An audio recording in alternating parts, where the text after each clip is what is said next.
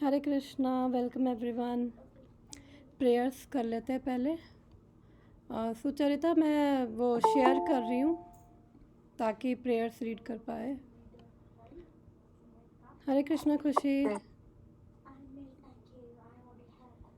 Okay, हरे Krishna ma'am. तो ये introduction में है। प्रेयर्स जो हम पढ़ते हैं भगवत गीता के वो फर्स्ट चैप्टर से पहले आती हैं। ओम अज्ञानतिमिरान्धस्य ज्ञानञ्जनशलाकया चक्षुरुन्मीलितं येन तस्मै श्रीगुरुवे नमः। श्रीचैतन्यमनोभीष्टं स्थापितं येन भूतले स्वयं रूपा कदा मह्यं ददाति स्वपदान्तिकं। वन्देऽहं श्रीगुरु श्रीयुतपदकमलं श्रीगुरून् वैष्णवांश्च श्रीरूपं साग्रजातं सहगण रघुनाथं वितं तं सजीवं साद्वैतं सावधूतं परिजनसहितं कृष्णचैतन्यदेवं श्रीराधा कृष्णपादान् सहगणा ललिता श्रीविशाखावितांश्च। हे कृष्णा करुणा सिंधु दीनबंधु जगतपते गोपेश गोपिका कांता राधा कांता नमस्तुते। तप्त कांचन गौरांगी राधे वृंदावनेश्वरी वृषभानुसुते देवी प्रणमामि हरिप्रिये। वाञ्छाकल्पतरुभ्यश्च कृपा सिन्धुभ्येव च पतितानां पावनेभ्यो वैष्णवेभ्यो नमो नमः। जय श्री कृष्ण चैतन्य प्रभु नित्यानंद श्री अद्वैत गदाधर श्रीवासादि गौर भक्तवृंद। हरे कृष्णा कृष्णा कृष्णा हरे हरे हरे राम राम राम हरे हरे। मूकं करोति वाचालं पंगुं लंघायते गिरिं यत्कृपातमहं वन्दे श्रीगुरुदीनतारणम्। नमो विष्णुपादाय कृष्णप्रेष्ठाय भूतले श्रीमद्भक्तिवेदांता स्वामिनिति नामिने नमस्ते सरस्वती देव गौरवाणी प्रचारिणे निर्विशेष शून्यवादी पार्षद देश तारिणे। जगत गुरु शिल प्रभुपाद की जय, शिल गुरुदेव की जय। ओके, तो हम हैं भगवत गीता चैप्टर नंबर 3 पर, जिसका नाम है कर्म योगा। और हम 35th वर्स हमने आज रीड करना है। तो मैं छोटा सा क्विक ओवरव्यू दे देती हूँ कि हमने अभी तक इस चैप्टर में क्या पढ़ा है। तो ये चैप्टर हमने 5 सेक्शंस में डिवाइड किया है अपनी अंडरस्टैंडिंग के लिए। और जैसे जैसे सेक्शन चेंज हो रहे हैं तो थोड़ा सा कन्वर्सेशन चेंज हो रही है। तो फर्स्ट सेक्शन था फर्स्ट 2 वर्सेस का, वर्स नंबर 1 वर्स नंबर 2, जिसमें अर्जुन कंफ्यूज था कि उसको करना क्या है, उसको लड़ूं या संन्यास लूं। फिर सेकंड सेक्शन वर्स नंबर 3 से लेकर वर्स नंबर 9 तक भगवान ने उसे निष्काम कर्म योगा के बारे में बताया। निष्काम कर्म योगा का मतलब कि जब भी हम अपने कोई भी कर्म करते हैं हम उसके रिज़ल्ट से अटैच नहीं होते। हम ये नहीं एक्सपेक्ट करते कि ऐसा आना चाहिए रिज़ल्ट, वैसा आना चाहिए, तो हम रिज़ल्ट से डिटैच होके कर्म कर रहे हैं। और फिर 10 से 16 में भगवान ने एक स्टेप नीचे लिया। और बिकॉज़ कुछ ऐसे भी लोग होंगे जो निष्काम कर्म योगा के प्लेटफॉर्म पे नहीं हैं, तो फिर भगवान ने अर्जुन को कहा कि जो लोग बहुत अटैच हैं अपनी इच्छाओं से, फिर वो लोग कर्म कांडा से स्टार्ट कर सकते हैं कि वो लोग देवी देवताओं के लिए यज्ञ करें और फिर अपनी इच्छाएं पूरी होंगी उनकी, देवी देवता उनकी इच्छा पूरी करेंगे। और इसके 2 फ़ायदे होंगे। एक तो उनको थोड़ा बिलीफ हो जाएगा कि जो उनकी हैप्पीनेस है वो केवल उन पे डिपेंडेंट नहीं है, क्योंकि जनरली लोग ये सोचते हैं कि हम कुछ करेंगे और हमें फिर रिज़ल्ट मिलेगा और हमें हैप्पीनेस मिलेगी। तो एटलीस्ट कुछ उनसे हायर अथॉरिटीज़ हैं तो उनको ये रहेगा कि जो हमारी हैप्पीनेस है हमारे हाथ में नहीं है, हायर अथॉरिटीज़ के हाथ में है। और सेकंड चीज़, जब वो यज्ञ करेंगे उनकी इच्छा पूरी होगी तो वेदों पे भी, शास्त्रों पे भी उनको थोड़ा विश्वास होगा। और शास्त्रों पे उनको विश्वास होगा तो फिर भगवान कहते हैं कि वेदेश च सर्वेर अहमेव वेद्या, कि वेदों के द्वारा फिर भगवान को ही वेदों को जानने का पर्पस भगवान कृष्ण को जानना है। तो जब उनको वेदों पे शास्त्रों पे विश्वास होगा तो धीरे धीरे फिर वो कर्म कांडा करते हुए कर्म योगा के लेवल पे पहुंचेंगे, धीरे धीरे वो कृष्ण तक पहुंचेंगे। फिर नेक्स्ट सेक्शन स्टार्ट होता है 17 से 35, सेक्शन नंबर 4। तो अभी हम इसके लास्ट श्लोक पे हैं। तो इसमें अर्जुन का एक आर्ग्यूमेंट वो दे सकता था कि भगवान मुझे ना तो ये ना स्वर्ग चाहिए ना तो मुझे राज्य चाहिए, फिर मैं क्यों देवी देवताओं के लिए यज्ञ करूं। तो फिर मेरे को कुछ नहीं चाहिए, क्योंकि वो तो कह ही रहा था कि भगवान मैं जंगल में जा रहा हूँ, मैं संन्यास ले रहा हूँ, तो मेरे को कुछ नहीं चाहिए। तो फिर भगवान ने उसे बोला कि अर्जुन अगर ऐसा है तो डू योर ड्यूटी, स्टिल निष्काम कर्म योगा करो to set an example for others. क्योंकि वो क्षत्रिय था और लीडरशिप पोजीशन पे था, और जो भी ऐसे और उसको बहुत लोग फॉलो करने वाले थे। तो अगर वही अपनी ड्यूटीज़ ना करता फिर लोग भी उससे इंस्पायर होते और कहते कि जब ये नहीं करा तो फिर हमें क्या ज़रूरत है अपनी ड्यूटीज़ करने की। तो इसलिए भगवान ने फिर उसको ये भी बोला कि अर्जुन इफ़ यू फील कि already you are self realise, तुम ज्ञानी हो, तो पहले उसकी क्वालिफ़िकेशन सुन लो। तो भगवान ने 17th 18th वर्स में यही बताया कि जो सेल्फ रियलाइज सोल्स हैं, जो ज्ञानी हैं, जो उनकी क्या क्वालिफ़िकेशन है, वो आत्मरतिर है, आत्मतृप्त है, आत्मसंतुष्ट, यानी कि इंटरनली सेटिस्फाइड है, इंटरनली वो हैप्पी फील करते हैं, एंड वो किसी और पे डिपेंडेंट नहीं है। जबकि अगर हम देखें कंडीशन सोल्स या अपना भी केस, तो हम लोगों को हमारी हैप्पीनेस के लिए हम दूसरों पे डिपेंडेंट हैं, हम अपने कर्मों के लिए, और हमें रिलेशनशिप्स भी चाहिए, हमारे सोशल सर्कल भी चाहिए, हमें सब कुछ चाहिए, हम अपनी नीड्स के लिए दूसरों पे डिपेंडेंट हैं। लेकिन जो ऐसे सेल्फ रियलाइज सोल्स हैं वो किसी पे डिपेंडेंट नहीं है, भगवान यहाँ पे यही बोल रहे हैं। तो पहले समझो कि जो क्वालिफ़िकेशन क्या है उनकी, जो सेल्फ रियलाइज और जो ज्ञानी है, जो संन्यास लेने लायक है। फिर उसके बाद भगवान जनक महाराज का एग्जाम्पल देते हैं। देखो वो भी सेल्फ रियलाइज सोल थे, लेकिन उन्होंने भी अपनी ड्यूटीज़ करी ताकि वो दूसरों के लिए अच्छा एग्जाम्पल बन सके। और हम सब देखें तो हम सब अपनी लाइफ में कहीं ना कहीं लीडरशिप रोल पे कह सकते हैं, बिकॉज़ पेरेंट्स जो हैं बच्चों के लिए वो लीडर हैं, टीचर्स स्टूडेंट्स के लिए, और हमारे भी अपने छोटे छोटे सर्कल हैं, हमारी अपनी कम्युनिटी है, हमारी उसके अंदर हमारे सोशल सर्कल हैं, और कहीं ना कहीं हम भी कहीं ना कहीं लोगों को इंस्पायर करते हैं। और अगर हम भी देखें तो हमें भी कई बार ज़रूरी नहीं कि बहुत बड़े सेलिब्रिटीज़ हो वही इंस्पायर करे, कई बार बहुत ऑर्डिनरी लोग होते हैं हमें भी इंस्पायर करते हैं वो, और हमें भी लगता है हमें भी उनकी तरह बनना है। इसलिए हम सब लोग भी अपने अपने लेवल पे लीडरशिप रोल पे हैं। तो हमें इसका मतलब ये हमारे लिए भगवान बोल रहे हैं कि हमें भी अपनी जो ड्यूटीज़ हैं वो करनी है ताकि दूसरों के लिए हम अच्छा एग्जाम्पल बन सके।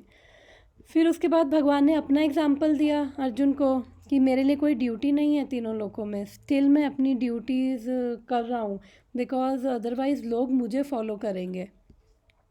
फिर भगवान ने कंपेयर किया 25th वर्स से लेकर 27th वर्स तक की, जो ये अटैच वर्कर और जो ये डिटैच वर्कर, यानी कि जो ऑलरेडी कर्म कांडा के लेवल पे हैं, यानी वो अटैच हैं तो वो अटैच होकर अपनी ड्यूटीज़ कर रहे हैं। लेकिन जो ज्ञानी हैं, जो ऑलरेडी निष्काम कर्म योगी हैं, वो अपनी ड्यूटीज़ कैसे कर रहे हैं, वो बिना अटैच हुए उनको अपनी ड्यूटीज़ करनी है और बिना फॉल्स ईगो के इन्फ्लुएंस में। और फिर मैंने इसका सेशन भी लिया था, 2 सेशंस, फॉल्स ईगो क्या होती है और वो सब। एंड देन फिर अभी तक भगवान बता रहे थे निष्काम कर्म योगा के बारे में। तो निष्काम कर्म योगा सेकंड चैप्टर में हमने पढ़ा था, भगवान ने ना हिंट दिए कि रिज़ल्ट से अटैच मत हो और अपनी ड्यूटीज़ करो, डिवाइन कॉन्शियसनेस, हायर कॉन्शियसनेस में रहकर, एक तरह से हिंट दिया मेरे लिए करो। लेकिन 30th वर्स में भगवान ने पूरा गियर चेंज कर दिया, भगवान अब भक्ति पे ले आए। भगवान बोल रहे हैं मयि सर्वाणी कर्माणि, संन्यासधस्य आत्मचेतसा, क्या वर्स है ये? मयि सर्वाणि कर्माणि संन्यास्य ध्यात्म चेतसा, कि कैसे कर्म करो, कि arjuna surrendering all your work unto me with full knowledge of me, without desires for profit, with no claim to proprietorship, and free from lethargy, fight. यानी जब हम सब कुछ भगवान को ऑफ़र करते हुए कर रहे हैं और पूरा ज्ञान में रहकर कि हम कौन है, भगवान कौन है, उनकी पोजीशन क्या है, हम ये समझते हुए जब जो भी कर्म कर रहे हैं उसके रिज़ल्ट्स को हम भगवान को ऑफ़र करते हैं, और बिना एक्सपेक्ट किए हुए कि इसका रिज़ल्ट ऐसा होना चाहिए, वैसा होना चाहिए, और बिना ओनरशिप लिए हुए कि ये मेरे को क्रेडिट मिलना चाहिए, मैं ये कर रहा हूँ, जब हम ऐसे कर्म करते हैं तो वो क्या होता है, भक्ति बन जाता है।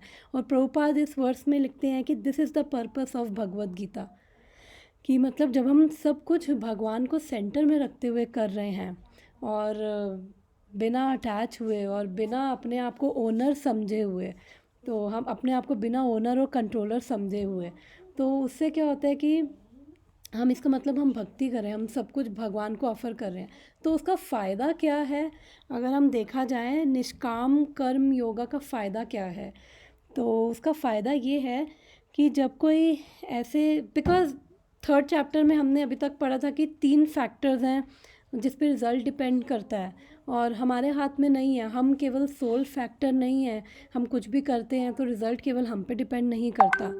एंड 18th चैप्टर में भगवान बताते हैं 3 नहीं 2 फैक्टर्स और जोड़ते हैं, 5 फैक्टर्स हैं जिसके ऊपर रिज़ल्ट डिपेंड कर रहा है। तो जब रिज़ल्ट हमारे हाथ में नहीं है तो फिर हम जब एक्सपेक्ट करेंगे तो ऑब्वियसली हम मिज़रेबल होंगे कि ऐसा होना चाहिए, वैसा होना चाहिए, फिर हम कंट्रोल भी करने की कोशिश करते हैं और फिर वो चीज़ें हमारे हिसाब से नहीं होती तो फिर हम अल्टीमेटली उससे परेशान ही होते हैं। और सेकंड चीज़ फ़ायदा ये है कि जो मैंने पहले भी बताया था कि जब भी हम कोई कर्म कर रहे हैं उसके 2 कॉन्सिक्वेंसेस हैं, एक आउटर कॉन्सिक्वेंस, एक इनर कॉन्सिक्वेंस। तो आउटर कॉन्सिक्वेंस ये है कि सबको पता है कि जैसा हम कर्म करेंगे हमें वैसा रिज़ल्ट मिलेगा, अच्छे कर्म करेंगे अच्छा रिज़ल्ट, बुरे करेंगे तो बुरा रिज़ल्ट, हमें उसके लिए कुछ ना कुछ रिएक्शन फेस करना पड़ेगा, और चाहे अच्छा हो चाहे बुरा हो उसके लिए हमें उसका नुकसान क्या है कि हमें बॉडी लेनी पड़ेगी एक, और अगर हम अच्छे कर्म करेंगे तो बॉडी लेके अच्छे रिजल्ट्स मिलेंगे, और गलत कर्म होंगे तो फिर से वो शरीर लेना पड़ेगा और हमें नीच योनियों में जाके इस जन्म और मृत्यु की साइकिल में हमें घूमना ही पड़ेगा। तो ये नुकसान है नॉर्मल हम अटैच होकर कर्म करते हैं। और फिर इनर कॉन्सिक्वेंस क्या है कि जो भी हम कर्म कर रहे हैं उसकी वजह से क्या है कि हमारे संस्कार बनते हैं, एक तरह से वो उन कर्मों की छाप हमारे माइंड में रह जाती है। तो उसकी वजह से क्या होता है कि हमारी कुछ टेंडेंसीज़ बन जाती हैं, कुछ प्रवृत्तियां बन जाती हैं जो हमें बार बार प्रोवोक करती हैं वही सेम चीज़ करने के लिए। जैसे किसी ने एक बार ही चोरी करी तो उसकी और वो पकड़ा नहीं गया तो उसको अच्छा लगा, वो एक उसकी एक्सपीरियंस, वो एक संस्कार बन गया।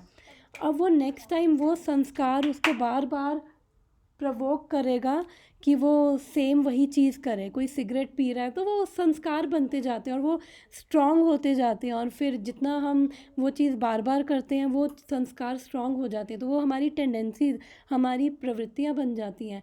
फिर जिसकी वजह से जिसको कंट्रोल करना, जिसकी वजह से हमारे हैबिट्स, हमारे एक्शंस, हमारा एक नेचर बन जाता है। फिर वो नेचर और स्वभाव को बदलना बहुत मुश्किल होता है।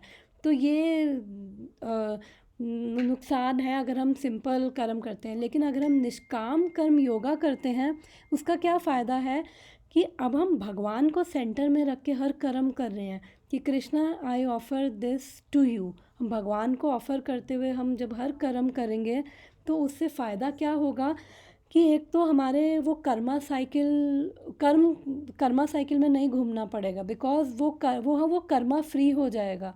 Karma free in the sense कि अब हम भगवान सेंटर में हैं तो फिर अब भगवान अपने ऊपर सब ले लेते हैं और हमारे ऊपर वो कॉन्सिक्वेंस नहीं आएगा, हमें वो रिज़ल्ट ना अच्छा ना बुरा, हमें कुछ नहीं फेस करना।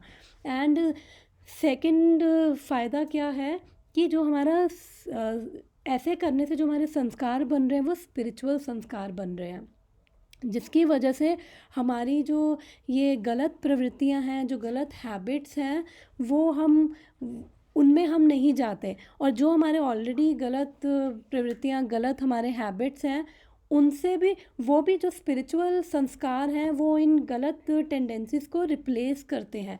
तो उससे क्या होता है कि हमारी वो गलत प्रवृत्तियां भी ख़त्म होती हैं। इसलिए हमें फ़ायदा है कि भगवान को सेंटर में रख के हर कर्म करना।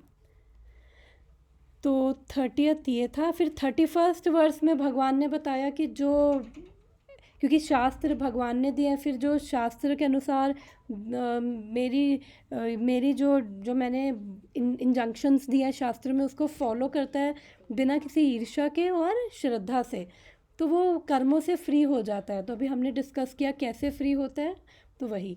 एंड सेकेंड फिर 32nd वर्स में फिर भगवान ने बोला लेकिन जो ईर्ष्या वर्स इसको फॉलो नहीं करता, तो भगवान बोल रहे हैं he is bereft of all knowledge, पूरा ज्ञान से रहित, be fooled and ruined in their endeavours for perfection.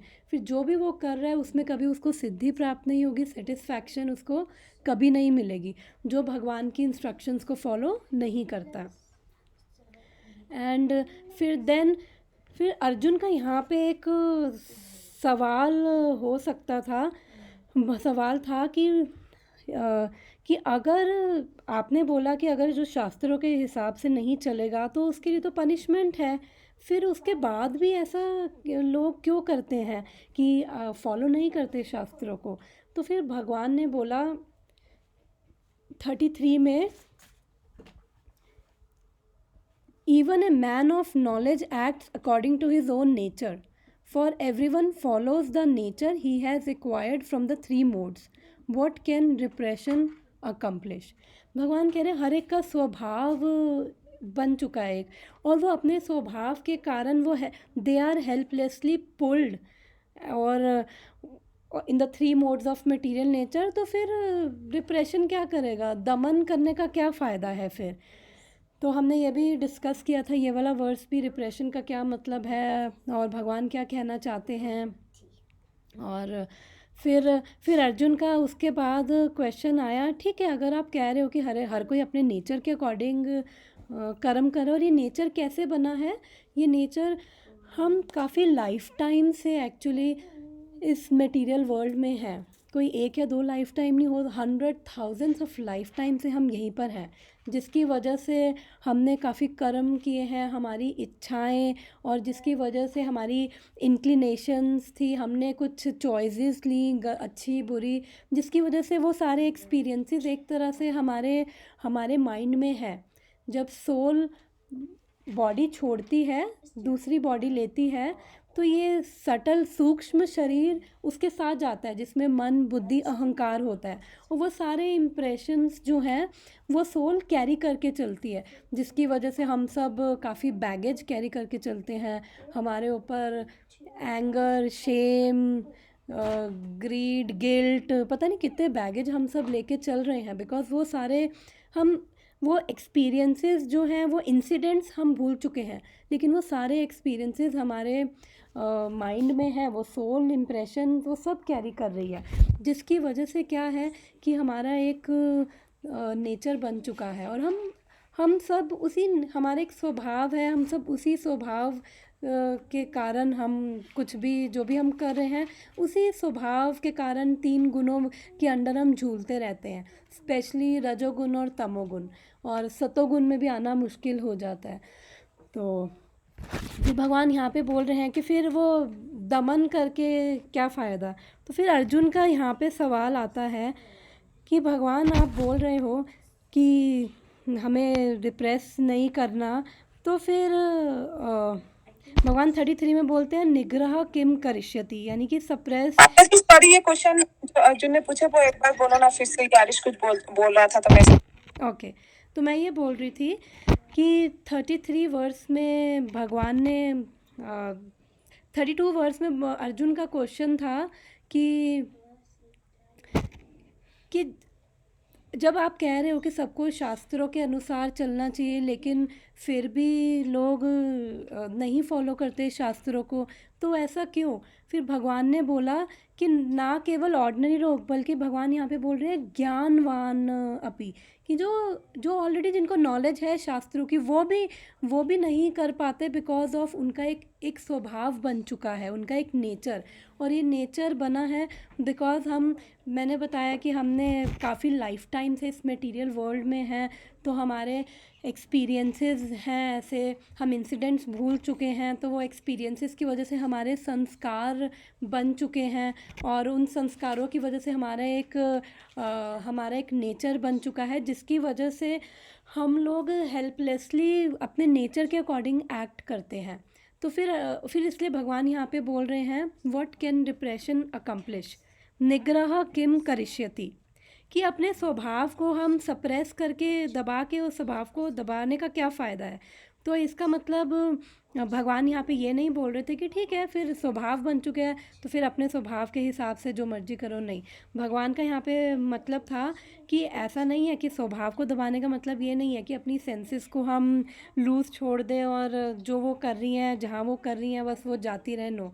तो फिर अर्जुन का यही सवाल था कि फिर आपने बोला कि हर एक का स्वभाव है, तो फिर शास्त्रों के फिर रूल्स और रेगुलेशंस क्यों हैं? फिर वो क्यों फॉलो करें? जब हर कोई अपने स्वभाव के हिसाब से एक्ट कर रहा है, तो फिर शास्त्रों के रूल्स रेगुलेशन फॉलो करने का क्या फ़ायदा है? फिर 34th वर्स जो हमने लास्ट क्लास में डिस्कस किया था, तो उसमें भगवान ने बोला कि क्योंकि हमारी जो सेंसेस हैं, हमारी जो इंद्रियां हैं, उनकी क्या है, नेचुरल टेंडेंसी है कि टुवर्ड्स अटैचमेंट एंड एवर्जन। एक बार इसको पढ़ती हूँ फिर बताती हूँ। There are principles to regulate attachment and aversion pertaining to the senses and their objects. One should not come under the control of such attachments and aversions because they are stumbling blocks on the path of self realisation. तो भगवान ने बोला कि हमारी जो senses हैं उनकी tendencies हैं अटैचमेंट और एवर्जन, यानी कि राग और द्वेष के प्रति हम लोगों के अंदर जो सेंस ऑब्जेक्ट्स हैं इंद्रियों के, जैसे क्या सेंस ऑब्जेक्ट्स हैं, आँखों के लिए आँखों को क्या चाहिए, आँख फॉर्म देखना चाहती है, और हमारे कानों को क्या चाहिए, वो अच्छा सुनना चाहते हैं, नोज़ को अच्छी स्मेल चाहिए, स्किन को टच चाहिए, टंग को टेस्ट चाहिए। तो ये सारे सेंस ऑब्जेक्ट्स हैं, हमारी इंद्रियों के विषय हैं ये सारे।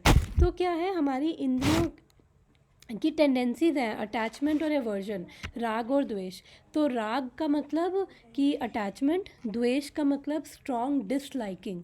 तो हम सबके अंदर राग और द्वेष हैं, तो हमें उनको क्या करना है, रेगुलेट करना है, क्योंकि भगवान बोलते हैं ये क्या है, परिपंथी न हो, ये क्या है, स्टम्बलिंग ब्लॉक्स हैं, ये हमारे लिए बाधा हैं। तो हमने लास्ट क्लास में बहुत डिटेल में डिस्कस किया था इस राग और द्वेष के बारे में। तो शॉर्ट में बेसिकली हम सब लोग की कुछ लाइकिंग्स है, कुछ डिसलाइकिंग्स है, और हम सब लोग ना उसी हिसाब से अपने ड्यूटीज़ भी करते हैं। तो हमें शास्त्र हमें कुछ बताते हैं, हो सकता है कि मेरी कुछ लाइकिंग हो और मैं उसी चीज़ को करना पसंद करूं, लेकिन शास्त्र कहते हैं कि ये नहीं करना चाहिए, ये मेरे लिए ठीक नहीं है। तो फिर तो मेरे को उसको रेगुलेट करना है। ऐसा नहीं है कि जो मेरी लाइकिंग है मैं उसी को करती रहूँ, और मैं कोई चीज़ पसंद नहीं करती तो फिर मैं, अगर वो शास्त्रों के हिसाब से ठीक है तो फिर मुझे वो करनी है। तो इसलिए हमें अपनी जो ये लाइकिंग डिसलाइकिंग, ये राग और द्वेष है, ये बेसिकली हमें रेगुलेट करने हैं शास्त्रों के रूल्स एंड रेगुलेशंस फॉलो करते हुए।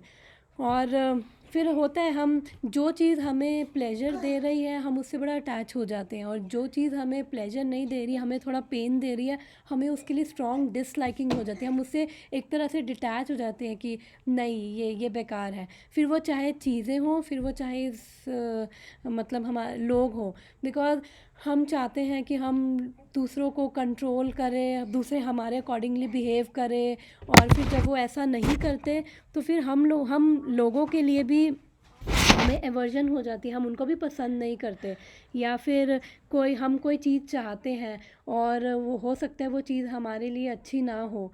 जैसे अब आँख कोई फॉर्म देखना चाहती है, मान लो कि क्योंकि कोई मेल है, उसको फीमेल के प्रति, किसी फीमेल के प्रति अट्रैक्शन है, लेकिन ऑलरेडी मैरिड है, तो दैट इज़ नॉट गुड। तो उसका कोई वो लोग उसको क्रिटिसाइज़ करते हैं, तो वो उसको लेकर फिर वो हो जाते हैं ये ख़राब लोग हैं, या फिर हमारे अकॉर्डिंग कोई चीज़ नहीं करता, तो हम लोगों पे गुस्सा आता है हमें, और हमें अच्छे नहीं लगते। तो वो हमारी अटैचमेंट और एवर्जन है। तो बेसिकली हमें ये रेगुलेट करनी है।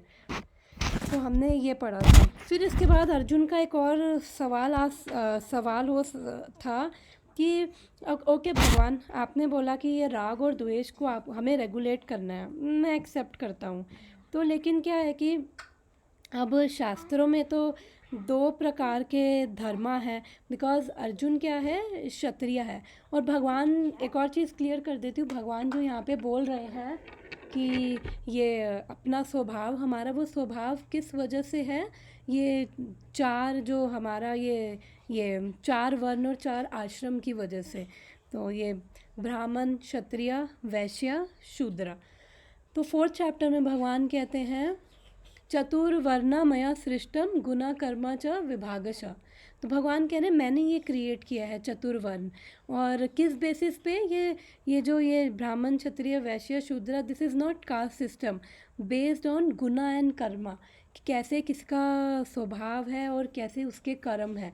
तो इसलिए ब्राह्मणिकल स्वभाव वाले, जैसे मैंने बताया था कि लास्ट टाइम भी, ब्राह्मणिकल नेचर वाले कैसे होते हैं, थोड़े पीसफुल होते हैं, थोड़े फॉरगिविंग होते हैं, इजीली माफ़ कर देते हैं, ज़्यादा चीज़ों को होल्ड नहीं करते, थोड़े वो इंटेलेक्चुअल होते हैं, उनको शास्त्र समझ आते हैं, और सतोगुण में होते हैं। मोस्टली सतोगुण उनमें प्रधान होता है, रजोगुण और तमोगुण भी होते हैं, बट मोड ऑफ गुडनेस जो सतोगुण है वो उनमें प्रोमिनेंट होता है, और स्टैंडर्ड ऑफ लिविंग उनका थोड़ा अच्छा होता है। तो ये ब्राह्मणिकल स्वभाव वाले। और फिर नेक्स्ट क्षत्रिय स्वभाव वाले, वो लीडर्स हो गए, अच्छे मैनेजर्स हो गए। पर ये जो आप गुना बोल रहे हो, मतलब जो स्वभाव जो बोल रहे हो ना, जो वर्ग में हमें बांटा गया है, तो वो मतलब इसी जन्म के हमारे इस करेक्टर को देख के, या फिर इस जन्म के करेक्टर को देख के नेक्स्ट जन्म का वो डिवाइड हो रहा है? तो जैसे मैंने बताया था कि जो ये हमारा स्वभाव है, ये 4 नेचर हैं, और हम सब मोस्टली इन 4 नेचर को बिलोंग करते हैं। तो ये स्वभाव हमारा अभी इस जन्म से नहीं, पिछले काफ़ी लाइफ टाइम से हमने जो हमारी जैसी डिज़ायर्स थी, हमने जैसे कर्म किए, हमारे जैसे एक्सपीरियंसेस थे, हमारी जैसी इंक्लिनेशंस थी, हमारी जैसी प्रवृत्तियाँ बन गई थी, फिर उस हिसाब से हमारा वो एक नेचर बन गया। तो हम वो इस लाइफ टाइम में भी, वो सब पिछले लाइफ टाइम्स की वजह से भी और इस लाइफ टाइम की वजह से भी फिर हम कुछ कर्मा कर रहे हैं, तो वो दोनों की वजह से है, पिछली लाइफ टाइम्स की वजह से भी, इस लाइफ टाइम्स की वजह से भी। तो मोटा मोटा ये 4 तरह का लोगों का नेचर है। ओके, इसको हम चेंज भी तो कर सकते हैं, राइट माता जी? स्पेशली जैसे ब्राह्मण जो हमारे डिवोटीज है, वो चेंज भी कर सकते हैं, राइट? इसी हमने लाइफ यही टाइम पढ़ा था, हमने जब शिला बलदेव विद्याभूषण की कमेंट्री पढ़ी थी, 32nd वर्स में या 33rd वर्स में पढ़ी थी हमने, कि ये नेचर, ये स्वभाव के बारे में, तब हमने यही सब डिस्कस किया था कि मोस्टली हमारा नेचर हम तभी बदल सकते हैं जब हम भक्ति में आए। अदरवाइज़ हमें अपने नेचर के अकॉर्डिंग अपनी ड्यूटीज़ करनी है।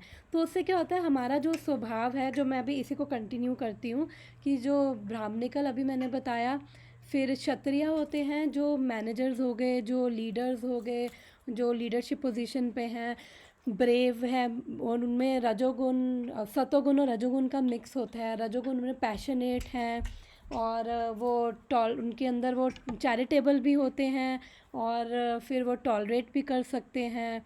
एंड ये सब, ये 18th चैप्टर के 41, 42, 43 वर्स में ये पूरा दे रखा है उनका करेक्टरिस्टिक्स। फिर उसके बाद 11th canto 3rd chapter, I think 3rd chapter ये श्रीमद् भागवतम के, उसमें और डिटेल में दे रखा है, तो वहाँ से भी पढ़ सकते हैं कि क्या क्या वो स्वभाव है।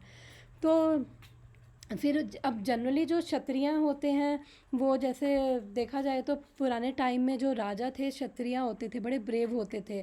और फिर उनको गाइड कौन करता था? ब्राह्मणिकल नेचर वाले, क्योंकि उनको शास्त्रों का ज्ञान था। और वो तभी राजा धार्मिक होते थे कि उनको ऐसे क्वालिफाइड ब्राह्मण्स गाइड करते थे। तो जब वो राजा ऐसे जो लीडरशिप पोजीशन पे है, जब वो इतना धार्मिक पायस होंगे, तो जो उनको फॉलो कर रहे हैं, तो प्रजा भी क्या होती थी? वो भी फिर धार्मिक होती थी।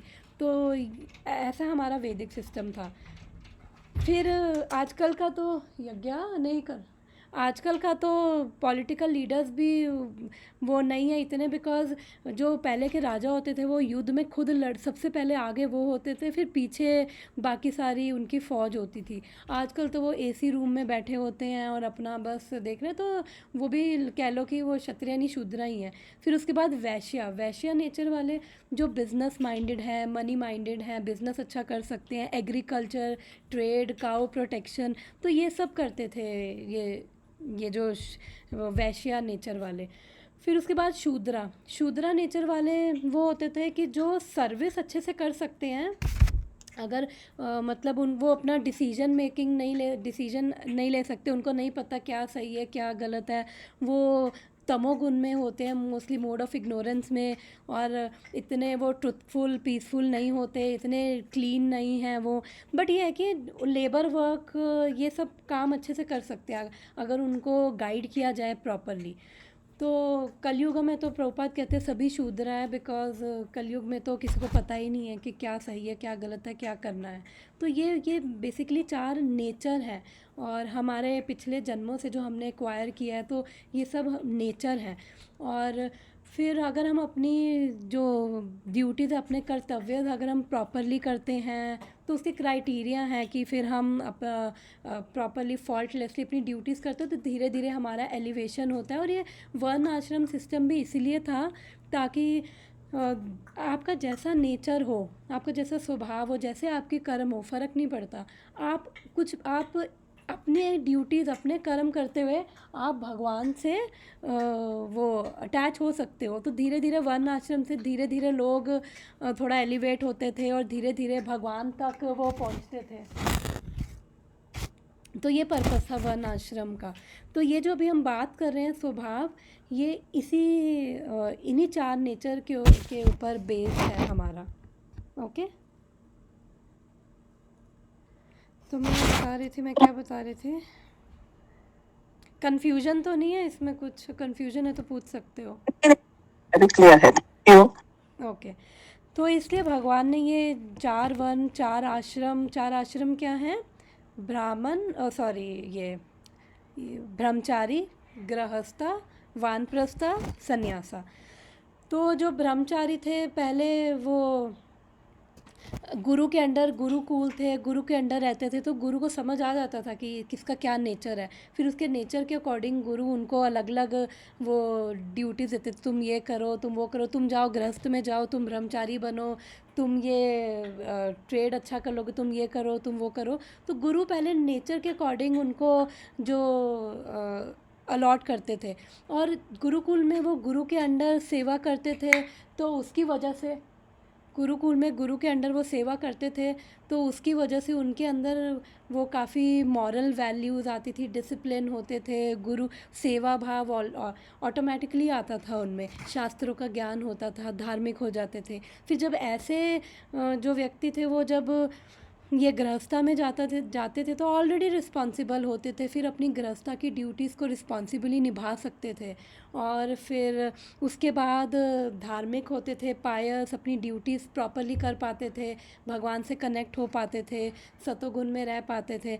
फिर उसके बाद वो वानप्रस्था में जाते थे, यानी कि वो वानप्रस्था का मतलब अब आप अपने फैमिली लाइफ से आप डिटैच हो जाओ, आप संन्यास के लिए प्रिपेयर करो, और वानप्रस्था वो होता है। फिर फाइनली जब वो ये पूरी वानप्रस्था में जाके वो बाकी आश्रम्स पे डिपेंडेंट, गृहस्थ आश्रम पे डिपेंडेंट रहते थे और अपना भगवान में लगते थे, फिर फाइनली वो संन्यास ले पाते थे। तो ये पर्पस था ये 4 आश्रम का, कि पहले आप ब्रह्मचारी, फिर गृहस्था, फिर वानप्रस्था में जाओ, फिर उसके बाद फिर फाइनली आप संन्यास लो और आप भगवान को प्राप्त करो। तो ये पर्पस था। तो यही हमारा ये चार वो ब्राह्मण क्षत्रिय वैश्य शूद्र, मोटा मोटा हमारा यही स्वभाव है। लेकिन चक्कर क्या है कि उस स्वभाव की वजह से हमारी काफ़ी ऐसी प्रवृत्तियां बनी हुई हैं, हमारे बैड हैबिट्स, हमारी सिंफुल वासनाएं, जिनकी वजह से हम ये lust, anger, greed, illusion, attachment, इन सब से एक्ट करते हैं। तो हम अपने ये जो स्वभाव है उससे भी हम एक तरह से उसको भी डिग्रेड हम कर देते हैं। तो फिर मैं बता रही थी, हाँ,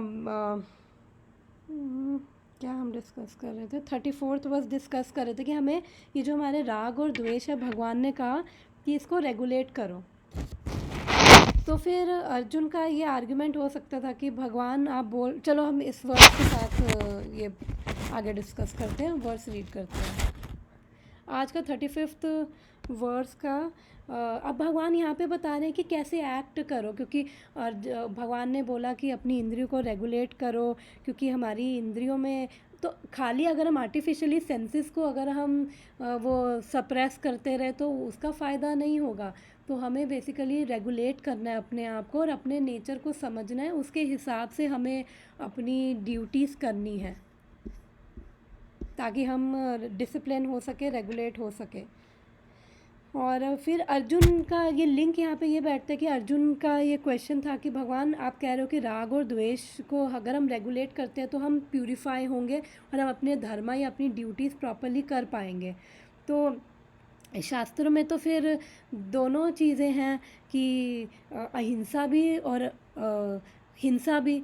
तो फिर अर्जुन क्षत्रिय था, तो अर्जुन के लिए उसकी क्या ड्यूटी थी, क्षत्रिय के लिए ड्यूटी है कि उसको लड़ाई करनी है, उसको जो युद्ध करना है। तो अर्जुन ने कहा ठीक है, मैं अपना ये क्षत्रिय धर्म छोड़ के मैं वो कह रहा था भगवान मैं जंगल में जा रहा हूँ, मैं संन्यास ले रहा हूँ, तो मैं अपना क्षत्रिय धर्म छोड़ के मैं ब्राह्मणिकल नेचर अपना लेता हूँ ना, क्योंकि ब्राह्मण को तो हिंसा भी नहीं करनी होती और वो कम्प्लीटली पीसफुल है और मेरे को तो लड़ना भी नहीं है।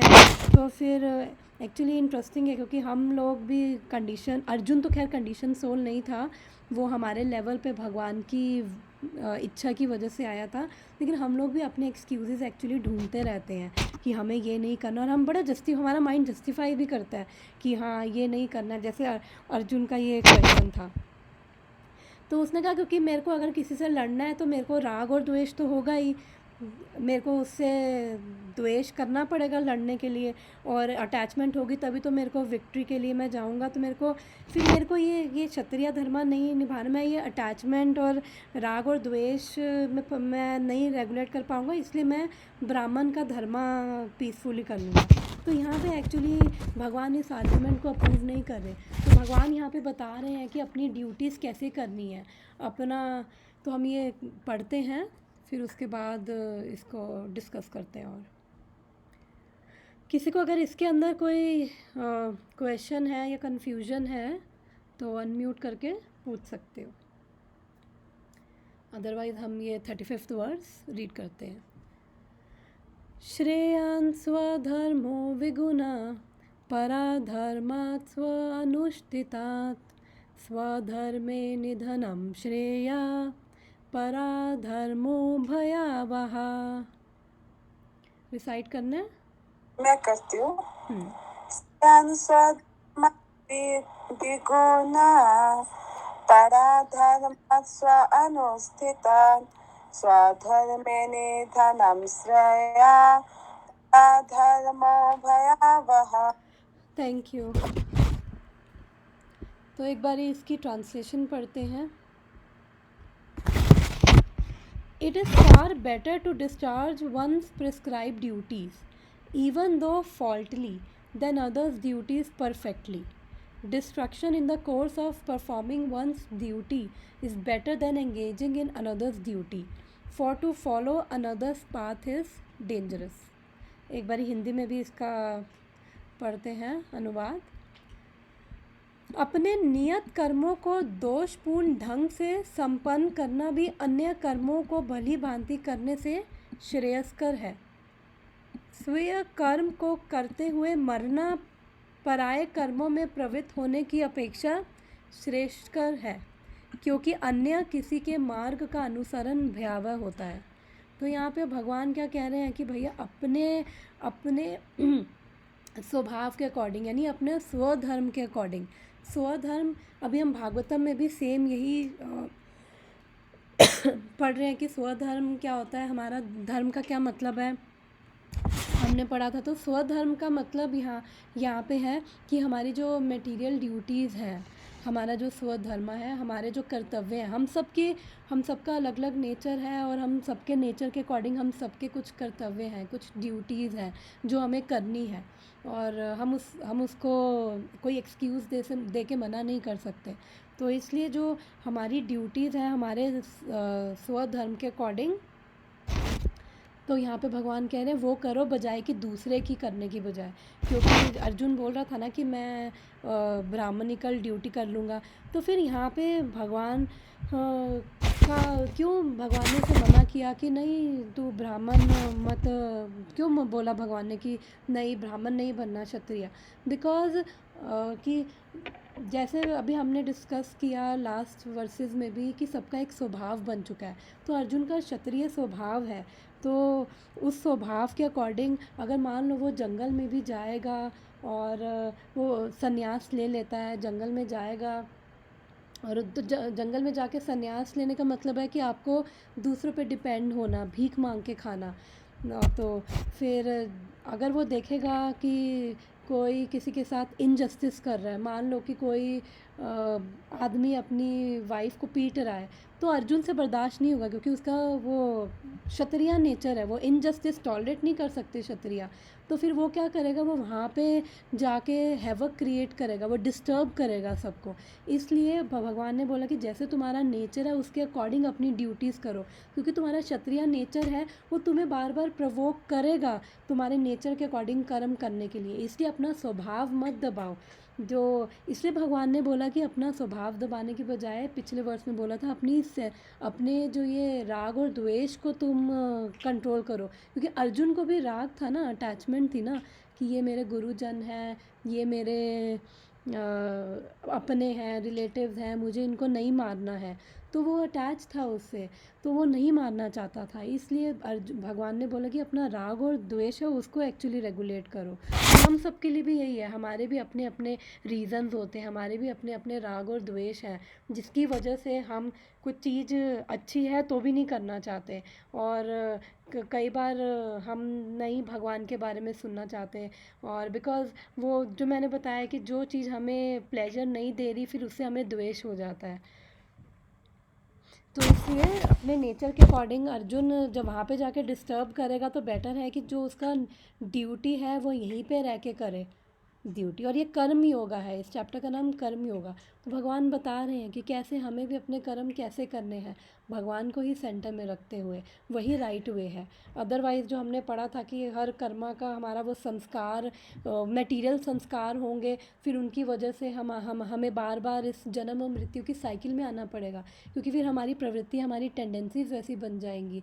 और अब भी देखें तो हमारा वैसा ही रहता है कि कोई बड़ी जल्दी इरिटेट हो जाता है, कोई किसी का गुस्सा नेचर है, तो हम वैसे ही अपने आप को, हम अभी भी वैसे ही बाय डिफ़ॉल्ट जो हमारी टेंडेंसीज़ हैं हमारे नेचर के अकॉर्डिंग हम अभी भी वैसे ही करते हैं। तो इसलिए हमें अपनी ये इंद्रियों, तो आर्टिफिशियली अगर हम बैठे इंद्रियों को दमन करें फ़ायदा नहीं होगा, क्योंकि वो नेचर है। तो हमें क्या करना है, हमें अपने रेगुलेट करने हैं जो सेंसेस के राग और द्वेष है। तो हम इस वर्ड्स को समझते हैं, यहाँ पे भगवान बोल रहे हैं कि अर्जुन अपनी ड्यूटी अपने परफॉर्म करें।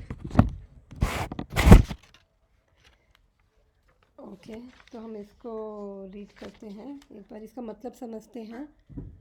श्रेयान स्वधर्मो विगुणा। स्वधर्म का मतलब हमारे जो अपने ड्यूटीज़, अपने कर्तव्य हैं, वो हम वो हम दोषपूर्ण भी करें तो भी वो श्रेय है। क्योंकि इस 2.7 में अर्जुन ने भगवान से पूछा था, भगवान मेरे लिए बताओ क्या श्रेय है। तो यहाँ पे वो भगवान बता रहे हैं कि अपनी ड्यूटीज़ को अगर तुम ढंग से नहीं कर पा रहे तो भी वो श्रेय है, मच बेटर है देन व्हाट, पराधर्मात्, कि दूसरे की ड्यूटीज़ को करने की बजाय, दूसरे की ड्यूटीज़ परफेक्टली करने की बजाय, फिर भगवान कहते हैं स्वधर्मा निधनम श्रेया, कि अर्जुन की जो हमारा स्वधर्म वो बेटर है, भले ही हम अपना स्वधर्म करते वक्त हम डिस्ट्रॉय भी हो जाएं, तो भी अगर हम डिस्ट्रॉय हो जाए, मृत्यु भी आ जाए, तो भी वो हमारी अपनी ड्यूटीज़ करना बेटर है than doing somebody's else duty. तो हम इसको डिस्कस करेंगे कि क्यों ऐसा भगवान बोल रहे हैं। तो भगवान कह रहे हैं कि पराधर्मा भयावह, यानी कि दूसरों की, जो दूसरों को इमिटेट करना, दूसरों को कॉपी करके सोचना उसके हम अच्छे से कर सकते हैं, दैट इज़ वेरी डेंजरस। तो अगर हमें अपनी ड्यूटीज़ करते वक्त प्रॉब्लम आ भी रही है तो दैट इज़ बेटर, हम उसको नई ढंग से कर पा रहे हैं वो भी बेटर है। तो हम इसको समझने की कोशिश करते हैं कि भगवान ऐसा क्यों बोल रहे हैं। तो एक तो रीज़न है कि बिकॉज़ हम सबका अपना अपना एक स्वभाव है, और हम सब अपने अपने स्वभाव के कारण कुछ चीज़ें करते हैं, और अगर हम दूसरों को कॉपी करेंगे तो उससे क्या है कि हम उसको, हम ऊपर ऊपर से हम सुपरफिशियली देखते हैं कि हाँ ये चीज़ ठीक है और ये चीज़ हम ईज़िली कर लेंगे, लेकिन वो हर कोई अपने स्वभाव के अकॉर्डिंग जो कर रहा है, जैसी उसकी इंक्लिनेशन है, वो अगर हम कर रहे हैं और उसको हम ढंग से करें, भगवान को ऑफ़र करते हुए करें, तो हम उसी में ही हम धीरे धीरे आगे बढ़ेंगे, बजाय कि दूसरों को कॉपी करें। जैसे हम मंदिर में भी देखते हैं, भक्ति में भी सबका अपना अपना नेचर है। कोई बहुत अच्छे गार्लैंड की सेवा कर रहा है, उनको गार्लैंड बनाना बहुत पसंद है। कोई कुकिंग में किसी का बहुत इंटरेस्ट है, किसी का बुक डिस्ट्रीब्यूशन के लिए कोई बहुत पैशनेट है। तो जो गार्लैंड बना रहा हो उसको बोलो कि जाके बुक डिस्ट्रीब्यूशन करो या प्रचार करो, वो कहेगा मैं नहीं कर पाऊँगा, क्योंकि उसका नेचर, उसका स्वभाव वैसा नहीं है। तो इसलिए हर कोई अपने स्वभाव से भगवान की सेवा में भी लग रहा है, तो दैट इज़ गुड। सारी सेवा बराबर है। अगर कोई झाड़ू भी मार रहा है और कोई प्रचार भी कर रहा है, या कोई टेंपल प्रेसिडेंट भी है, तो वो सारे भगवान के नज़रों में वो सारी सेवाएं सेम है। तो अब इसको समझते हैं, इस वर्स को, प्रभुपाद का पर्पस भी पढ़ते हुए। टाइम तो हमारे पास कम है, बट जितना हो जाए हम आज उतना कर लेते हैं। One should therefore discharge his prescribed duties in full Krishna consciousness rather than those prescribed for others. तो वही जो भी हमने बोला कि जो हमारा जैसा स्वभाव है, हम उसके उस स्वभाव के अकॉर्डिंग हम अपनी जो ड्यूटीज़ हैं फुल कृष्णा कॉन्शियसनेस में, यानी कि वो हम भगवान को ऑफ़र करते हुए जो भी हम एक्टिविटी, फ़र्क नहीं पड़ता हम क्या एक्टिविटी कर रहे हैं, मेन डिपेंड करता है हमारी कॉन्शियसनेस क्या है। हमने भागवतम की क्लास में भी डिस्कस किया था कि अगर हम कोई भी कर्म कर रहे हैं, चाहे हम घर में झाड़ू मार रहे हैं, चाहे हम ऑफ़िस का काम कर रहे हैं, अगर हमारी जो कॉन्शियसनेस है, अगर हम वो भगवान को सेंटर में रखते हुए कि कृष्णा आई ऑफ़र दिस टू यू, अगर हम उस कॉन्शियसनेस से कर रहे हैं, तो वो हमारा कर्म भी भक्ति बन जाएगा, और हम कृष्णा के प्लेजर के लिए कर रहे हैं। तो इसलिए मेन हमारी एक्टिविटीज़ नहीं है, मेन है हमारी कॉन्शियसनेस, क्योंकि जब हम अपने आप को सेंटर में रखते हैं तो फिर हम अपने लोअर नेचर से एक्ट करते हैं, वही लस्ट, एंगर, ग्रीड, इल्यूजन। फिर हम कभी दूसरों को ब्लेम करते हैं, कुछ रिज़ल्ट हमारे अकॉर्डिंग नहीं आया तो, या फिर अपने आप को ब्लेम करेंगे, फिर हम उस साइकिल में चले जाते हैं। हम दूसरों से फिर वो गुस्सा, नफ़रत, 10 मिनट्स रह गए हैं तो कोई नहीं, थोड़ा बहुत डिस्कस कर लेते हैं। तो हम गुस्सा, नफ़रत, हम वो उस चीज़ में चले जाते हैं, उस साइकिल में, और फिर हम बस उसी में ही घूमते रहते हैं। वो हमारी नेगेटिव अटैचमेंट्स हम बना लेते हैं। तो इसलिए जब हम भगवान को सेंटर में रखते हुए कर्म कर रहे हैं, और तो हम फिर जैसे हम मंदिर में भी सेवा करते हैं तो हम अपना 100% देते हैं ना, कि नहीं मुझे अपनी तरफ से बेस्ट करना है और बाकी फिर भगवान के हाथ में। तो फिर हम अपनी ड्यूटीज़ वैसे ही करते हैं, अपनी तरफ से 100% देते हुए और साथ में भगवान को सेंटर में रखते हुए अपना। यहाँ पे प्रभुपाद बोल रहे हैं, materially prescribe duties are duties enjoined according to one's psychophysical condition under the spell of modes of material nature। भाई टाइम देखो, 10 मिनट्स है, ओके। तो प्रभुपाद यहाँ पे बोल रहे हैं कि हम हमारा जो यहाँ पे मैंने बोला नेचर, वो क्या है, हमारा साइकोफिज़िकल कंडीशन क्या है, हमारा जो स्वभाव है एक तरह से उसकी बात कर रहे हैं। और फिर उस स्वभाव की वजह से हम 3 गुणों में ही बंधे रहते हैं, सतोगुण, रजोगुण, तमोगुण, और हम इनसे ऊपर उठ ही नहीं पाते हैं। तो हमें कोशिश करनी चाहिए कि हम सतोगुण में एटलीस्ट आएँ। और मोस्टली लोग तमोगुण और रजोगुण में ही झूलते रहते हैं और उसी में ही स्ट्रगल करते रहते हैं। फिर उसी में ही हम, जैसे मैंने बताया कि लोअर नेचर में अपने जाते हैं, जैसे lust, anger, greed, because material world में है, तो फिर नहीं पता होता, तो फिर बस इन्हीं चीज़ों में ही हमारी फिर ऐसी टेंडेंसीज बन जाती हैं।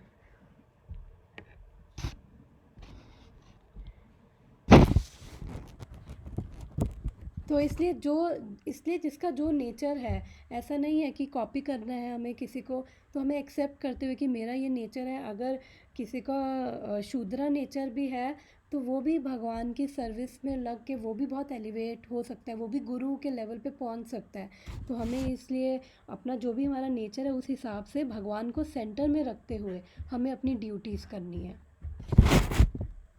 वही हमारे लिए बेस्ट है, बजाय कि हम दूसरों को कॉपी करें। कि जो गार्लैंड बना रहा है, अगर वो सोचे कि अरे नहीं, ये बुक डिस्ट्रीब्यूशन तो बहुत अच्छी सेवा है, मेरे को ये करनी है, मेरे को गार्लैंड नहीं बनाने, तो वो नहीं कर पाएगा। कि उससे क्या होगा कि जब हम अपने नेचर के अगेंस्ट जाते हैं ना, तो फिर हम कंफर्टेबल नहीं फ़ील करते, और हम मिज़रेबल फ़ील करते हैं, हमें वो सेटिस्फैक्शन नहीं मिलती। तो इसलिए जब हम अपने नेचर के अकॉर्डिंग सेवा कर रहे हैं, तो हमें धीरे धीरे उसमें सेटिस्फैक्शन फ़ील होगी, हम उसको अच्छे से कर पाएंगे। अगर उसमें दोष भी होंगे तो भी हमें उसका कोई पाप नहीं लगेगा। Spiritual duties are as ordered by the spiritual master for the transcendental service of Krishna. तो स्पिरिचुअल ड्यूटीज़ यानी कि जब हम भक्ति में गुरु की शरण में जाते हैं, तो फिर गुरु जो हैं उनको समझ आ जाता है कि इसका ऐसा स्वभाव है, तो फिर गुरु हमें हमारे स्वभाव के अकॉर्डिंग इंस्ट्रक्शंस देते हैं। और फिर जब हम गुरु की इंस्ट्रक्शंस को फॉलो करते हैं, तो हम अपने अपने आप को प्यूरिफाई करते हैं, अपने अपने हैबिट्स को, अपनी टेंडेंसीज़ को हम प्यूरिफाई कर पाते हैं, अपनी कॉन्शियसनेस को हम एलिवेट कर पाते हैं, हम एनलाइटन हो पाते हैं। तो इसलिए जो स्पिरिचुअल मास्टर होता है उसकी शरण में जाके उनसे इंस्ट्रक्शंस लेना, शास्त्रों के अनुसार चलने से हम, उससे क्या होता है, हमें प्यूरिफिकेशंस मिलती है, हमारे अपने ही कर्म करते हुए हम प्यूरिफाइड होते हैं। बट वेदर मटेरियल और spiritual, one should stick to his prescribe duties even up to death rather than imitate others prescribe duties. तो इसलिए हमें जो अपनी ड्यूटीज़ फॉलो करनी है अथॉरिटी के अंडर, कि जो अथॉरिटी है हमें उसके अंडर फॉलो करनी है, हमें इमिटेट नहीं करना है किसी को। क्योंकि जब हम ऐसे अथॉरिटी के अंडर अपनी ड्यूटीज़ फॉलो करेंगे, तो उससे क्या होगा, हमारे अंदर भी अच्छी क्वालिटीज़ डेवलप होंगी। और जब वो जो डिवाइन क्वालिटीज़ हमारे अंदर डेवलप होंगी, तो धीरे धीरे उससे क्या होगा कि हमारा जो नेचर है, हम वो सरेंडर कर पाएंगे भगवान को, हम ट्रेन हो पाएंगे। और तो यहाँ पे फिर से भगवान बोल रहे हैं कि दूसरों की ड्यूटीज़ मत करो अपने, क्योंकि दूसरों का स्वभाव डिफरेंट है, हमारा डिफरेंट है। जैसे अब हम, इसका एग्जांपल है कि हम एक फिजिशियन के पास, 2 लोग बीमार हैं, वो 2 लोग डॉक्टर के पास गए, डॉक्टर ने उनको दवाई दी, घर आए, फिर उन्होंने कहा ठीक है दवाई है, चलो एक दूसरे की दवाई खा लेते हैं, जब तुम मेरी खा लो मैं तुम्हारी खा लूँ, क्या फ़र्क पड़ता है, दवाई तो दवाई है। नो, तो उससे क्या होगा, उनको नुकसान ही होगा और उनकी बीमारी बढ़ेगी। बिकॉज़ डॉक्टर ने दवाई दी है उनके सिम्टम्स को देखकर, कि क्या सिम्टम्स है, क्या डिज़ीज़ है, उसके अकॉर्डिंग अलग अलग दवाई दी है। तो ऐसे ही जो स्पिरिचुअल मास्टर्स हैं और जो शास्त्र हैं, वो हमारे नेचर के अकॉर्डिंग हमारी जो ड्यूटीज़ हैं हमें वो करने को कहते हैं। जिससे क्या है कि जो हम कर रहे हैं, फिर हम उसके अंदर हम धीरे धीरे हमारी जो, जब ये टेंडेंसीज़, हमारी जो प्रवृत्तियां हैं, जब ये धीरे धीरे शुद्ध होंगी तो हमारी क्या है, कॉन्शियसनेस भी शुद्ध होगी, हमारा चित्त शुद्ध होगा। हमारे जो ये बैगेज हम लेके घूम रहे हैं, हमारी जो कवरिंग्स हैं, ये लस्ट, एंगर, ग्रीड, हमारे बैगेज जो हैं, ये रिजेंटमेंट हो गया, ये दूसरों के प्रति कड़वाहट, नफ़रत, वो सब चीज़ें क्या हैं, कवरिंग है सोल के ऊपर। तो धीरे धीरे वो गिल्ट, शेम, ये सब बैगेज हमारा हटेगा, हमारा चित्त शुद्ध होगा, हमें प्यूरिफिकेशन होगी, हमें समझ आएगा कि एक्चुअली में क्या सही है, मुझे ये सब नहीं करना, हम अवेयर होंगे। तो जब हम अपनी ऐसी ड्यूटी अपने नेचर के अकॉर्डिंग अपनी ड्यूटीज़ करेंगे तो उससे क्या होगा, हमें प्यूरिफिकेशन होगी। टाइम 4 मिनट्स है।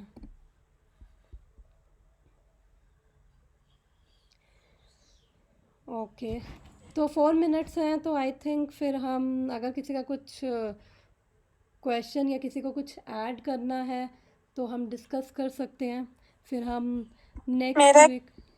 यस, अच्छा सॉरी आप नहीं बोले नहीं, थे बस वो। मैं यही बोल रही हूँ, बाकी फिर हम नेक्स्ट वीक कंटिन्यू करेंगे, अभी कंटिन्यू करने का फ़ायदा नहीं है। यस, आपने ना बहुत मतलब क्लास होने के टाइम पे आपने बोला था कि 5 मतलब कुछ तो आपने बोला था कि 5 टाइप है जिससे हम जो कर्म कर रहे हैं उसका वो डिसाइड होता है, वैसा कुछ आप बोल रहे थे। वो 5 कायदे क्या था? यस, वो 5 फैक्टर्स हैं, वो हम मैं 18th चैप्टर में है, मैं वो श्लोका, मैं इसको मैं नेक्स्ट अभी अभी वो एक्सप्लेन करूँगी, तो आई थिंक 4 मिनट्स कम रहेंगे, तो वो हाँ 5 फैक्टर्स हम नेक्स्ट क्लास में बताऊँगी। तो 3 तो हमने पढ़े थे, एक तो हम लोग ही हैं, एक सोल है, और एक सैंक्शन करने वाले सुपर सोल है, फिर एक प्रकृति है, जो जो ये मटेरियल नेचर है, वो जो भी सोल डिज़ायर करता है वो मटेरियल नेचर उसको फैसिलिटेट कर रहा है, उसको थोड़ा सा मैं एक्सप्लेन कर दूँगी। फिर उसके बाद हमारी सेंसेस हैं और हमारे जो एंडेवर्स हैं हम करें, ये 5 फैक्टर्स हैं। तो ये इसके ऊपर रिज़ल्ट डिपेंड करता है, केवल हमारे ऊपर। ऐसा नहीं कि हमने इच्छा करी और फिर उसके बाद हमने इच्छा करी और उसके ऊपर जो भी है हमने फिर जो भी अपना एक्शन लिया और बस रिज़ल्ट वैसा आ गया, तो ऐसा नहीं होता। तो ये सब चीज़ों पे डिपेंड करता है। सुपर सोल भी चीज़ है, भगवान का सैंक्शन होना चाहिए उस चीज़ के अंदर, तभी हम, और सैंक्शन भी भगवान का क्या होता है, हमारे अपने ही, हम कितना डिज़र्व करते हैं, हमारे अपने कर्मों के अकॉर्डिंग, हमारे अपने कितना कोटा है, कितना अधिकार है हमारा, उसके अकॉर्डिंग फिर वो सैंक्शन होता है। भक्तों के केस में थोड़ा अलग होता है, लेकिन जनरली अदरवाइज़ यही होता है कि जिसका जो जो जितना डिज़र्व करता है उस हिसाब से भगवान सैंक्शन कर देते हैं, बिकॉज हम सबकी अपनी फ्री विल भी है। तो वो सब फैक्टर हैं जिसके ऊपर डिपेंड करता है रिज़ल्ट। इसलिए जब हमारे हाथ में रिज़ल्ट नहीं है तो फिर हम भगवान को अगर सेंटर में रखेंगे तो वो हमारे जो संस्कार, यानी जो छाप हमारे मन में रहेगी। जैसे इसको हम कंपेयर कर सकते हैं एक सीडी की रिकॉर्डिंग से, कि जैसे एक सीडी है, उसके अंदर हम कुछ रिकॉर्डिंग्स वगैरह करते हैं तो वो रिकॉर्ड रहता है। तो ऐसे ही लगा लो कि हमारी सोल की अपनी एक तरह से रिकॉर्डिंग्स वगैरह वो कैरी करके रिकॉर्डिंग्स चल रही है, हमारे वो सारे एक्सपीरियंसेस, जिसकी तभी तो हम सबका डिफरेंट नेचर है, बिकॉज हम सबकी डिफरेंट आदतें, different tendencies. I think call कटने वाली है, तो हम नेक्स्ट वीक मिलते हैं सेम टाइम पे ट्यूसडे को। और कल शायद भागवतम ना पढ़ पाएँ, मैं बताऊंगी, बिकॉज कल परसों बिज़ी हूँ। ठीक है, तो thank you so much everyone for joining, and Hare Krishna. Thank you so much माता जी, बहुत अच्छी क्लास थी। Thank you, Hare Krishna. हरे कृष्णा। माता जी, Hare Krishna. Thank you, Hare Krishna. Okay.